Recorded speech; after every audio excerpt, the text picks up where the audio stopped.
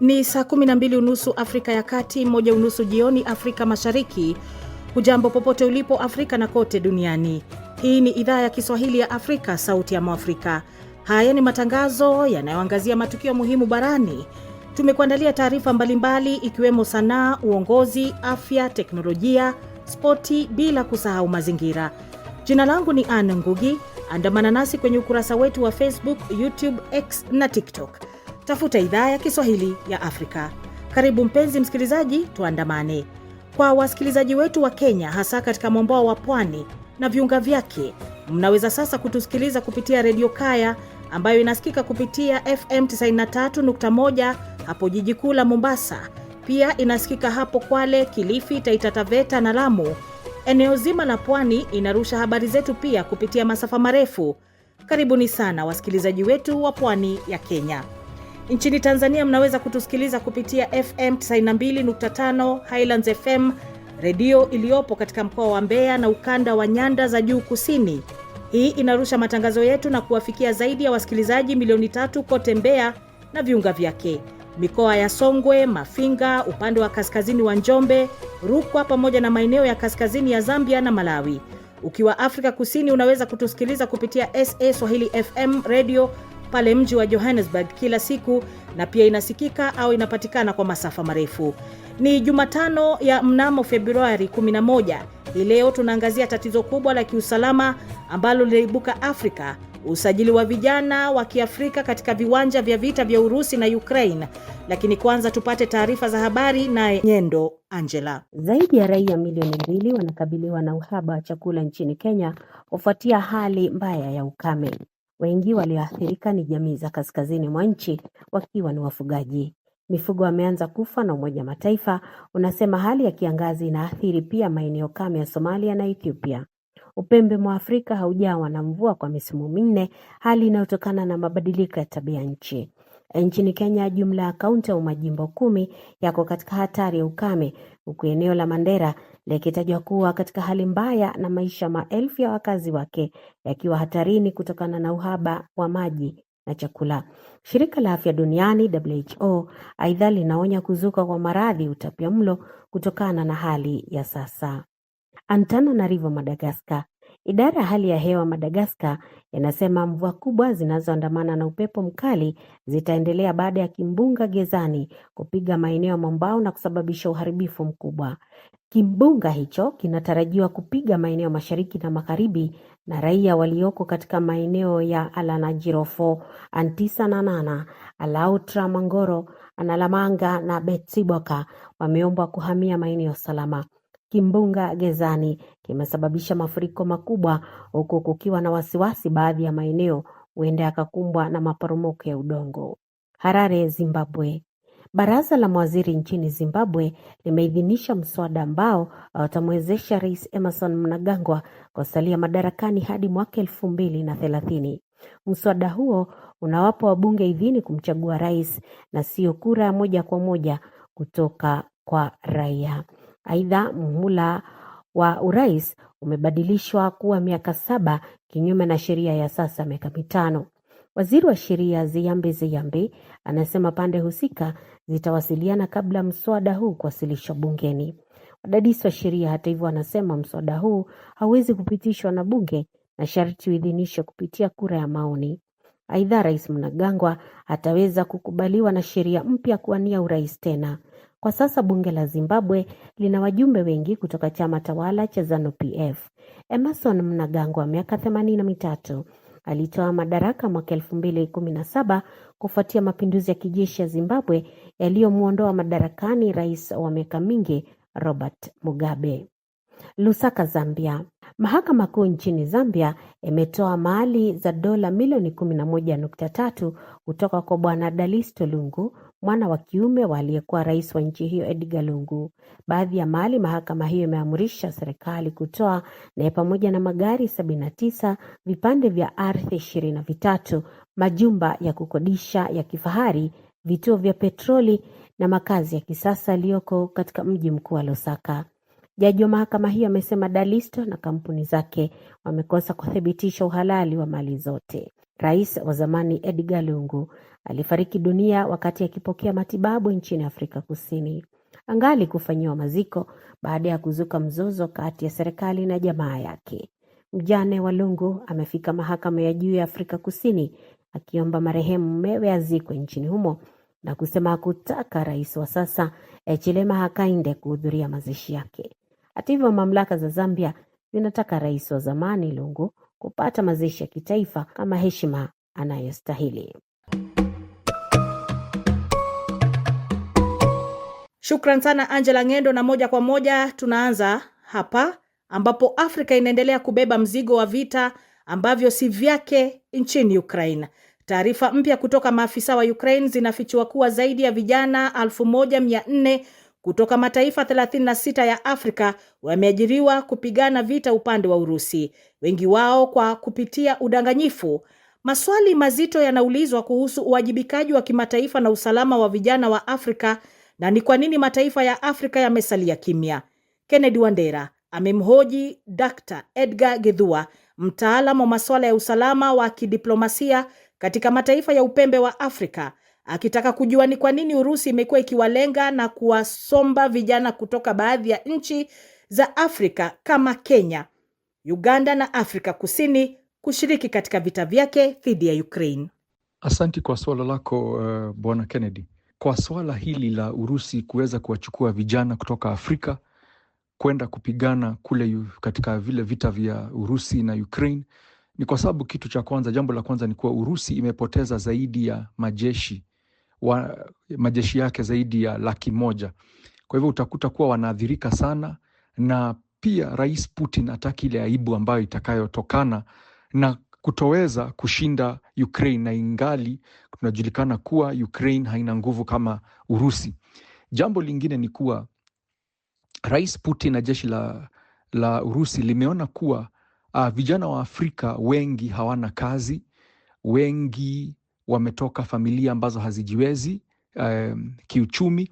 Kwa hivyo wanavutiwa na maajenti ambao wamejipanda huku katika bara la Afrika, maajenti ambao wanawadanganya hawa vijana kuwa wataenda kuandikwa kwenye kazi kule Urusi.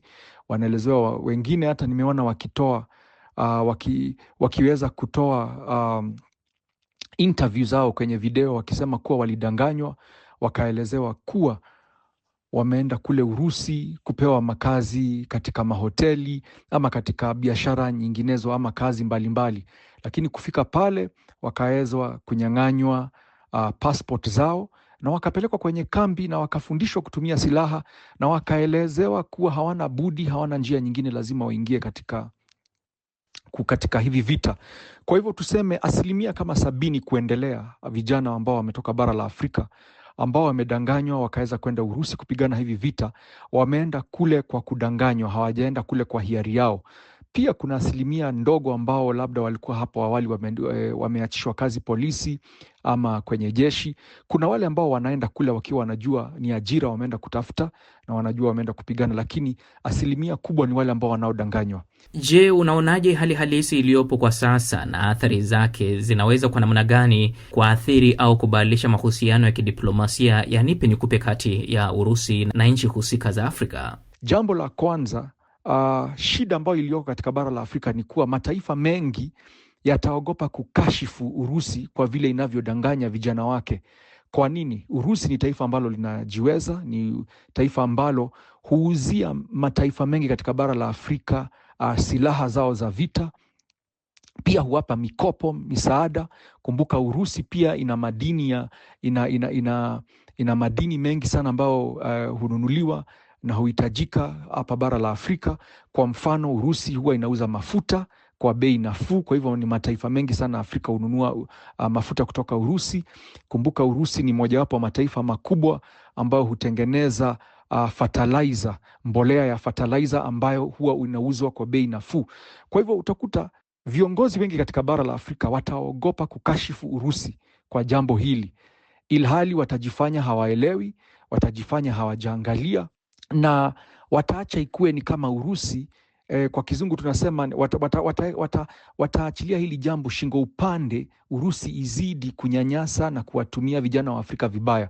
Daktari Githua, sasa ni nani au ni hatua zipi zinapaswa kuchukuliwa ili kuiwajibisha Urusi kwa vitendo hivi, hasa ikizingatiwa mtazamo kwamba nchi nyingi za Afrika zinaweza kukosa nguvu au ushawishi wa moja kwa moja wa kuiwajibisha Moscow? Jambo hili ili liweze kukomeshwa, ni lazima kama Umoja wa Mataifa iliweze kuingilia na kukashifu Urusi, kwa sababu kutumia njia ya uongo kuwadanganyilia vijana ambao wanajaribu kutafuta ajira, ilhali kuwadanganya watapatiwa makazi mengine, lakini inawashurutisha, inawalazimisha kuingia katika jeshi na inawatuma kule, tunasema wakizungu frontline, kwenye vita ambavyo, mahali ambapo vita vimechacha.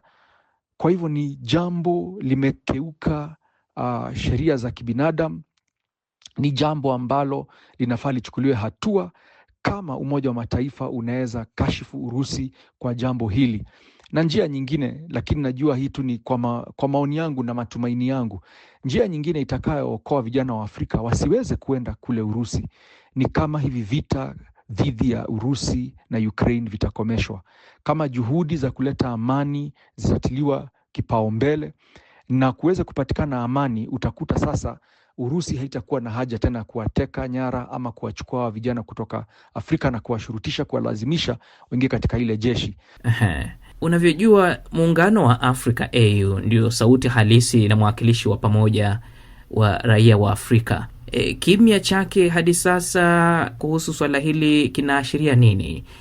Na ni sababu zipi zinazoweza kueleza AU kushindwa au kusita kuchukua msimamo wa wazi? Ninakashifu kwa maoni yangu mataifa katika bara la Afrika, hata Muungano wa Afrika ambao haujaweza kuzungumza na kutoa tu onyo kali ama kuweza tu kutambulisha na kusema kuna hili janga linaendelea, kuna hii makosa inaendelea. Shida ya Waafrika kwa maoni yangu ni kuwa Waafrika mara nyingi huwa hawana msimamo, hawazungumzi na sauti moja. Kwa hivyo utakuta tutatekwa nyara, tutadhulumiwa, mataifa mengi yatadhulumiwa yakijaribu kuambia Umoja wa Afrika iweze kuongea, hilo alitaweza kuongea kwa sababu pia linaogopa Urusi. Kwa hivyo ni jambo ambalo linasikitisha sana na ni jambo ambalo linafaa liangaliwe, kwa maana kiwango kile Urusi imepoteza askari na pia raia wa Urusi wamekataa kujiunga na jeshi la Urusi, kwa maana wengi wanasema hivi vita havifai na wengi wataki kupoteza maisha yao bure. Bara la Afrika litakuwa limepata pigo kubwa sana, kwa maana vijana ambao tunapoteza ni vijana ambao ni tegemeo la kesho, ni tegemeo katika mafamilia mengi, na wengi wanapelekwa kule kwa njia ya kudanganywa na wanashurutishwa. Wanapofika kule wanajikuta taabani na wala hawana mtu wa kulilia. Asante sana Daktari Githua. Asante. Ni Kennedy Wandera akihitimisha mazungumzo hapo na Dr. Edgar Githua, mtaalamu wa masuala ya usalama na diplomasia upembe wa Afrika, akiliguzia swala vijana wa Afrika kupotelea kule Ukraine baada ya kusajiliwa katika vita vinavyoendelea huko. Rwanda imetajwa kuwa katika nafasi ya kwanza miongoni mwa nchi za Jumuiya ya Afrika Mashariki katika kuzuia matumizi ya rushwa. Hii ni kwa mujibu wa ripoti ya Transparency International, shirika la kimataifa linalopambana na rushwa barani Afrika. Rwanda na Botswana ziko katika nafasi ya 3 baada ya Seychelles na Cape Verde.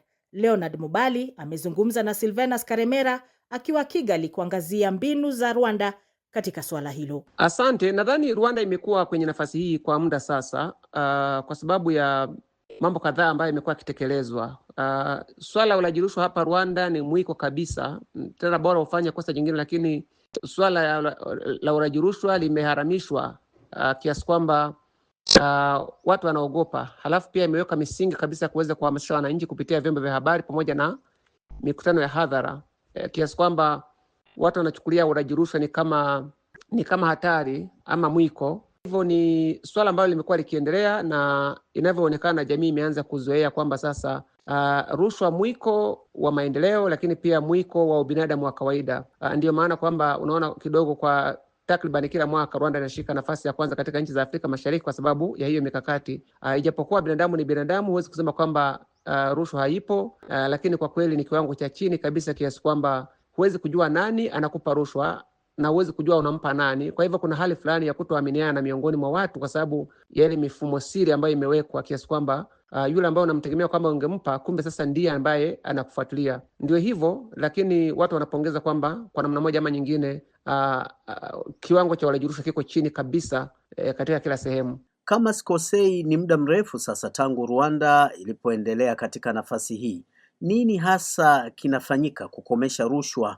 Mbinu gani wanazozitumia Rwanda? Ni kweli, nadhani kinachofanyika ni kama ambavyo nimezungumza mapema kwamba mfumo wa teknolojia umeimarishwa sana hapa Rwanda kiasi kwamba ni vigumu sana watu kuweza kutoa ama kupokea rushwa, kwa sababu kwa kawaida rushwa huwa inapokewa ama kutolewa wakati watu wakibadilishana fedha, na sasa hivi hapa Rwanda kuweza kushika fedha mikononi ni swala nadra sana, kwa sababu kila huduma ya kiserikali na baadhi ya huduma muhimu tu katika jamii zipo katika mtandao wa teknolojia.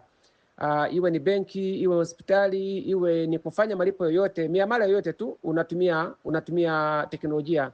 Sasa hilo limepunguza ile kasi na mzunguko wa fedha mikononi mwa watu kiasi kwamba inakuwa ni shida, kwa sababu mtu anaogopa kwamba ukimtumia pesa kwenye mtandao basi anajulikana, kwa sababu kila mtu si ana maelezo yake pale kwenye makampuni tuseme ya simu ama labda makampuni mengine.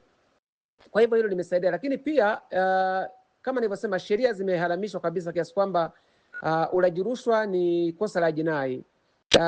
Lakini kitu kingine ni kwamba watu wanaogopa. Kuna mfumo fulani ambao huwezi kujua, kwa sababu kuna hali fulani ya watu kuogopana kiasi kwamba yule ambaye unategemea kutampa rushwa pengine labda unahisi kwamba ndio yeye sasa anakuja kuja kutoa taarifa kule kwenye ngazi zinazohusika. Sasa kuna hali fulani ya watu kutoaminiana linapokuja swala la utoaji rushwa, kwa sababu wanaogopa kwamba inawezekana taarifa zao zikaja kutolewa. Sasa hiyo hali fulani ya wasiwasi tu inawafanya pia wengi wajizuie kuweza kutoa rushwa. Lakini zaidi ni kutokana na kwamba viongozi takriban ngazi zote kila siku kupitia televisheni, mitandao ya kijamii na katika midaharo na mihadhara mbalimbali wanawatolea wito wananchi kwamba rushwa ni mbaya. Hii ni nchi ambayo haina rasilimali kubwa sana rasilimali ni pale kwenye utoaji wa huduma na baadhi ya sehemu. Kwa hivyo wanasema kwamba kile kidogo kinachopatikana kikiingia mikononi mwa watu, maana yake ni kwamba kinazuia maendeleo endelevu ambayo nchi inaendelea kuyafikia ama kuyapata. Kwa hivyo ndo hivyo. Pamoja na sifa hizi, lakini Karemera, bado kuna maeneo yenye kiasi fulani cha rushwa. Hayo ni kwa nini yanaendelea kufanyika na yameshindwaje kuzuiwa? Ndiyo, kama kawaida, binadamu ni binadamu. Pamoja na kwamba watu wanaweka mikakati, lakini bado kuna ripoti zinaonyesha kwamba baadhi ya maeneo kuna kiwango fulani cha ulaji rushwa. Sana kila ripoti za kila mwaka kwa mara moja ama nyingine zinasota kidole sekta ya usalama, sana polisi wa barabarani, lakini pia sekta za kijamii, sana ngazi za mwanzo, kwa sababu hapa Rwanda mpaka upate idhini ya kujenga jengo lolote ni mpaka utafute kibali kutoka ngazi zinazohusika. Sasa unapoomba kibali, baadhi ya ripoti zinaonyesha kwamba kule kuna kutolewa vile vibali, sasa ndio kuna vitu vinaendelea kutokana na utoaji rushwa, ili kwamba watu huduma zao ziweze kuharakisha, kwa sababu watu wengi wanakuwa wanaomba vibali hivyo. Lakini pia ngazi za mwanzo, ngazi za mwanzo sana katika mahakama, lakini zile ngazi za mwanzo watu wanatoa chochote ili kwamba either washinde kesi ama labda kesi zao ziweze kuharakishwa. Hizo ni ripoti ambazo zimekuwa zikitolewa, lakini katika kila ripoti katika kila sekta inayosotwa wanasema kwamba ipo kiwango cha chini, ingawaje mapema rais alizungumza kwamba, nadhani ilikuwa ni mwaka jana, akisema kwamba hata hicho kiwango kidogo ambacho kinasemekana kwamba ni kidogo hakitakiwi.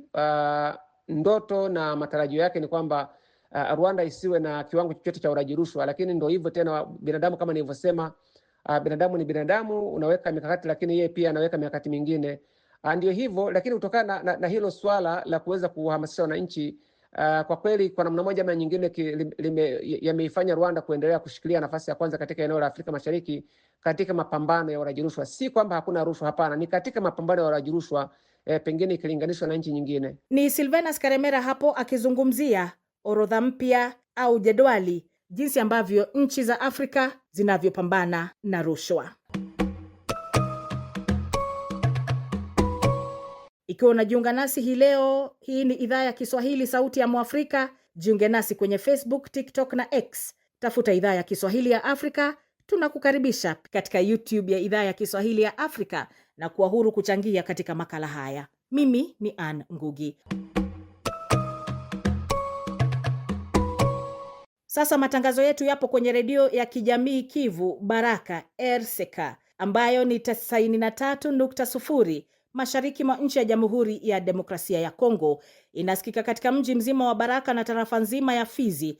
Pia inasikika kwenye baadhi ya mikoa ya nchi jirani ya Burundi pamoja na baadhi ya maeneo katika tarafa ya Uvira. Fuatilia matangazo haya pia kwenye redio Rwanzururu RTR Beni. Ipo kwenye FM 93.5 ikihudumia maeneo ya Beni, Ituri, Lubero na viunga vyake, pamoja na kuwafikia wasikilizaji wa Bundibujo, Kasese na Masaka nchini Uganda. Vilevile inapatikana kwa masafa marefu. Radio Maniema New City inarusha matangazo yetu kwa masafa ya FM 97.4 katika jiji la Kindu ambao ndio mji mkuu wa jimbo la Maniema, Jamhuri ya Kidemokrasia ya Kongo RDC. Tuelekee mjini Kinshasa ambapo uchukuzi wa umma na binafsi umevurugika huku maelfu ya raia wakilazimika kutembea hadi maeneo ya kazi, shule na hata hospitali. Hali hii imechochewa na masharti mapya ya mamlaka za DRC ambapo Wizara ya Uchukuzi imetaka magari yote ya binafsi na yale ya uchukuzi wa umma kupata leseni mpya za barabarani. Wengi wa wamiliki wa magari wamelalamikia gharama kubwa ya leseni hiyo na kusema itakuwa vigumu kutoa huduma kwa umma. Kwa sasa magari mengi yameegeshwa nyumbani na vituo vya mabasi hadi pale yatakapopata leseni mpya kutumia barabara. Fredi Tindilonge anaarifu zaidi akiwa Kinshasa. Kinshasa, mji mkuu wa Jamhuri ya Kidemokrasia ya Kongo. Zaidi ya wiki mbili sasa, wafanyakazi, wanafunzi, raia wa kawaida wamelazimika kuingia kwenye shughuli zao kwa mguu au bodaboda na kuona bei ya nauli kuongezwa maradufu tangu serikali ianzishe operesheni ya uchunguzi wa vibali kuingia mabarabarani kwa magari, hatua ambayo inaathiri pakubwa usafiri na maisha ya kawaida ya raia. Tangu waanze uchunguzi wa vikaratasi vya magari, usafiri mmoja umebakia tu, usafiri wa bodaboda ama usafiri wa pikipiki. Sasa tunajiuliza hivi, wale watu wenye wakuzoea huo usafiri wa pikipiki watafanyaje? Tunaanza ona watu kwenda kazini kwa miguu, wanafunzi kuchelewa shule kwa sababu ya kukosa usafiri wa gari. Tungeomba kwa serikali ipatie madereva wakati ya kutafuta hizo pesa, kwa sababu maisha ni magumu sana siku hizi. Vinginevyo ni sisi raia ndio tunateseka. Mimi ni mfanyakazi wa serikali na kaa Ipene, lakini natumikia Gombe. Ilinibidi nifike kazini asubuhi, lakini wadereva wanasema serikali anawatilia vikwazo mingi, anawatilia wa polisi wa kuwasaka njiani. Sasa sijui nitafika kazini saa ngapi. Serikali aangalie sasa namna ya kufanya, kwa sababu sisi wafanyakazi na tutatiza kabisa, hatujue namna nyingine ya kufanya. Leta ingeangalia tu gisi tutapunguzia wadereva makaratasi mataksi ya mingi yenye wanawatilia. Raia ndio tuko na teseka. Miongoni mwa vibali ambavyo vimetakiwa kuna leseni ya barabarani, stika ya usajili wa gari, ukaguzi wa gari na bima ya gari. Jumla ya dola za Kimarekani 564. Madereva wa teksi na watu binafsi wote wanatakia kuzingatia kanuni chini ya adhabu ya vikwazo. Kiasi hicho cha fedha kinachodaiwa ili kuendesha gari kwa sheria kinasababisha hasira kwa madereva kadhaa. Alfani Lukoki ni dereva. Kwanza hiyo pesa ni nyingi. Serikali ametuomba tununue vikaratasi mingi kwa mara moja. Mahali kote ambako tunapita tunakutana la polisi ya trafiki wanatusiria vikwazo. Wangelitupatia muda tutafute pesa ili tuangalie kama tunaweza kulipa. Kwa maisha ni ngumu, tuna watoto ambao tunalisha, nyumba tumelipia, watoto wanapaswa kusoma pia. Gavana wa jiji la Kinshasa, Daniel Bumba Lubaki, aelezea hatua hiyo kama urejeshaji wa mamlaka ya serikali na kutekeleza kanuni za barabara, akisema ni 5% ya magari jijini Kinshasa yanaendana na hati zinazohitajika na serikali ya Kongo. Hapa ningependa raia waelewe umuhimu wa operesheni hii. Ni kwa faida yetu sote. Tumegundua kuna matajiri ambao wana gari 50 hadi 70 na wameshirikiana na watu wa trafiki kwenye stendi mbalimbali ili idara zetu zisibaini kama madereva wao wana vibali. Umeona hiyo ni sawa? Hakuna yule ambaye atalipa hiyo dola 564 mwenyewe. Hapana. Dereva atalipia leseni ya barabarani na mwenye gari atalipa bima ya gari na vigini. Kama hautaki kuheshimu, watatoboa tairi za gari lako na litapelekwa kituo cha polisi ili hifadhiwe huko.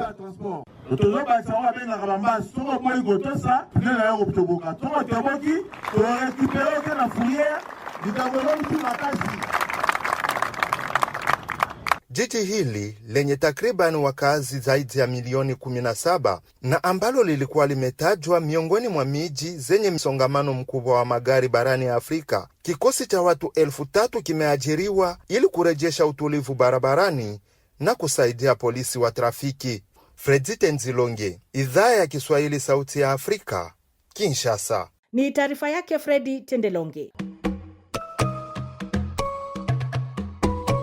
Kuwa unajiunga nasi, shukran na karibu. Hii ni Idhaa ya Kiswahili ya Afrika, Sauti ya Mwafrika. Tufuate kwenye Facebook, YouTube, TikTok na X. Tafuta Idhaa ya Kiswahili ya Afrika. Waalike marafiki na watu wa karibu kujiunga na Idhaa ya Kiswahili ya Afrika. Pia subscribe, jiunge na YouTube yetu. Kumbuka kwamba sote tu familia moja, sauti moja ya Mwafrika. Hebu sasa tupate muktasari mwingine wa taarifa muhimu barani, naye Angela Ngendo. Zaidi ya raia milioni 2 wanakabiliwa na uhaba wa chakula nchini Kenya kufuatia hali mbaya ya ukame. Wengi walioathirika ni jamii za kaskazini mwa nchi, wakiwa ni wafugaji.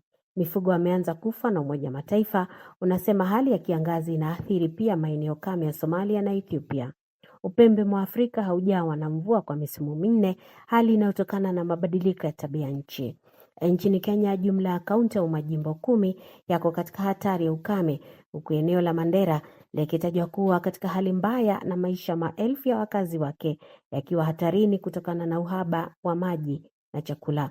Shirika la Afya Duniani WHO aidha linaonya kuzuka kwa maradhi utapiamlo kutokana na hali ya sasa.